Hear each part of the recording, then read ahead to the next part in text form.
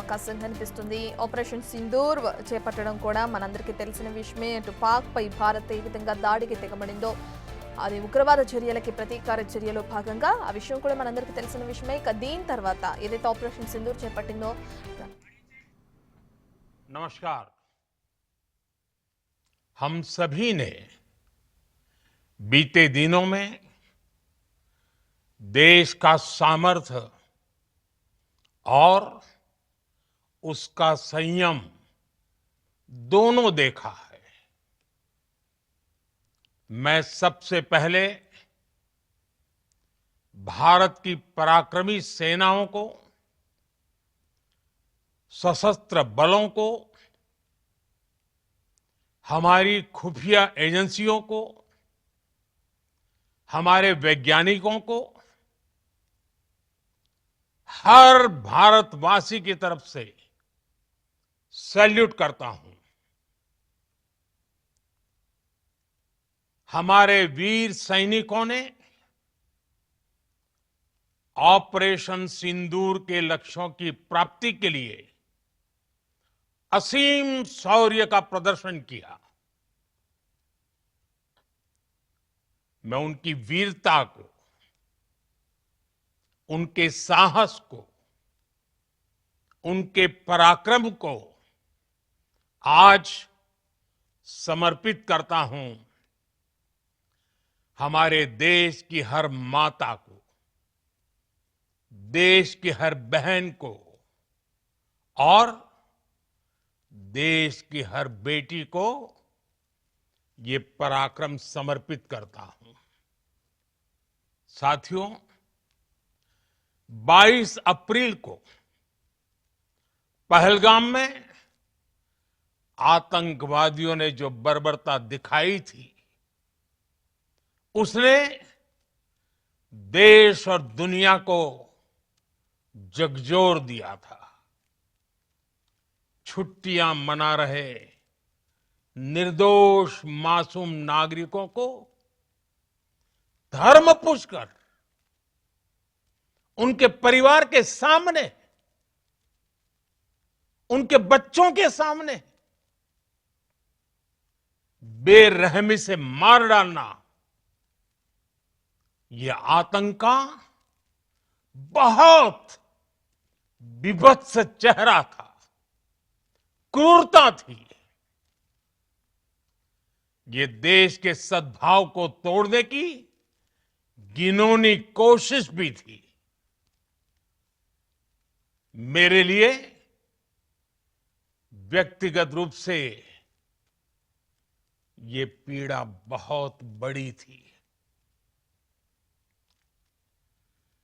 इस आतंकी हमले के बाद सारा राष्ट्र, हर नागरिक, हर समाज, हर वर्ग, हर राजनीतिक दल एक स्वर में आतंक के खिलाफ कड़ी कार्रवाई के लिए उठ खड़ा हुआ।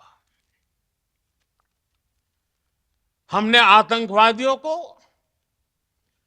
मिट्टी में मिलाने के लिए भारत की सेनाओं को पूरी छूट दे दी और आज हर आतंकी,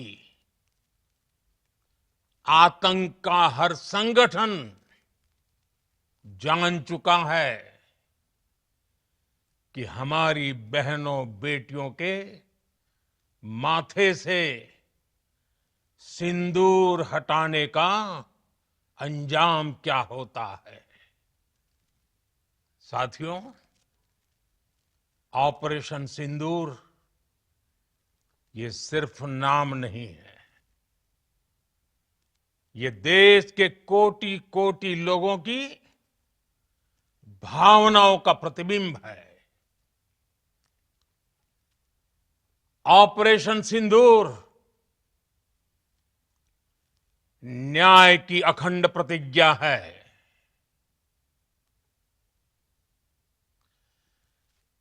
6 मई की देर रात 7 मई की सुबह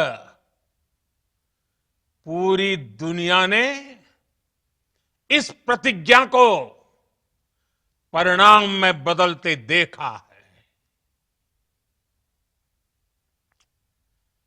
भारत की सेनाओं ने पाकिस्तान में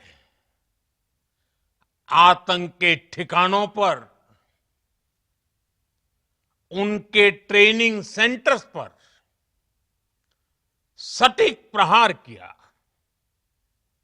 आतंकियों ने सपने में भी नहीं सोचा था कि भारत इतना बड़ा फैसला ले सकता है। लेकिन जब देश एकजुट होता है, नेशन फर्स्ट की भावना से भरा होता है, राष्ट्र सर्वोपरि होता है, तो फौलादी फैसले लिए जाते हैं, परिणाम लाकर दिखाए जाते हैं। जब पाकिस्तान में आतंक के अड्डों पर भारत की मिसाइलों ने हमला बोला, भारत के ड्रोन्स ने हमला बोला, तो आतंकी संगठनों की इमारतें नहीं, बल्कि उनका हौसला भी थर्रा गया। बहावलपुर और मुरिद के जैसे आतंकी ठिकाने एक प्रकार से ग्लोबल टेररिज्म की यूनिवर्सिटीज रही है। दुनिया में कहीं पर भी जो बड़े आतंकी हमले हुए हैं, चाहे 9/11 हो, चाहे लंदन ट्यूब बॉम्बिंग हो, या भारत में दशकों से जो बड़े बड़े आतंकी हमले हुए हैं, उन सब के तार कहीं ना कहीं आतंक के इन्हीं ठिकानों से जुड़ते रहे हैं। आतंकियों ने हमारी बहनों का सिंदूर उजाड़ा था, इसलिए भारत ने आतंक के ये हेडक्वार्टर्स उजाड़ दिए। भारत के इन हमलों में 100 से अधिक खूंखार आतंकवादियों को मौत के घाट उतारा गया है। आतंक के बहुत सारे आका बीते 2.5-3 दशकों से खुलेआम पाकिस्तान में घूम रहे थे, जो भारत के खिलाफ साजिशें करते थे। उन्हें भारत ने एक झटके में खत्म कर दिया। साथियों, भारत की इस कार्रवाई से पाकिस्तान घोर निराशा में गिर गया था, हताशा में गिर गया था, बौखला गया था। और इसी बौखलाहट में उसने एक और दुस्साहस किया। आतंक पर भारत की कार्रवाई का साथ देने के बजाय पाकिस्तान ने भारत पर ही हमला करना शुरू कर दिया। पाकिस्तान ने हमारे स्कूलों, कॉलेजों को, गुरुद्वारों को, मंदिरों को, सामान्य नागरिकों के घरों को निशाना बनाया। पाकिस्तान ने हमारे सैन्य ठिकानों को निशाना बनाया। लेकिन इसमें भी पाकिस्तान खुद बेनकाब हो गया। दुनिया ने देखा कि कैसे पाकिस्तान के ड्रोन्स, पाकिस्तान की मिसाइलें भारत के सामने तिनके की तरह बिखर गई। भारत के सशक्त एयर डिफेंस सिस्टम ने उन्हें आसमान में ही नष्ट कर दिया। पाकिस्तान की तैयारी सीमा पर वार की थी, लेकिन भारत ने पाकिस्तान के सीने पर वार कर दिया। भारत के ड्रोन्स, भारत की मिसाइलों ने सटीकता के साथ हमला किया। पाकिस्तानी वायुसेना के उन एयरबेस को नुकसान पहुंचाया, जिस पर पाकिस्तान को बहुत घमंड था। भारत ने पहले 3 दिनों में ही पाकिस्तान को इतना तबाह कर दिया जिसका उसे अंदाजा भी नहीं था। इसलिए भारत की आक्रामक कार्रवाई के बाद पाकिस्तान बचने के रास्ते खोजने लगा। पाकिस्तान दुनिया भर में तनाव कम करने के लिए गुहार लगा रहा था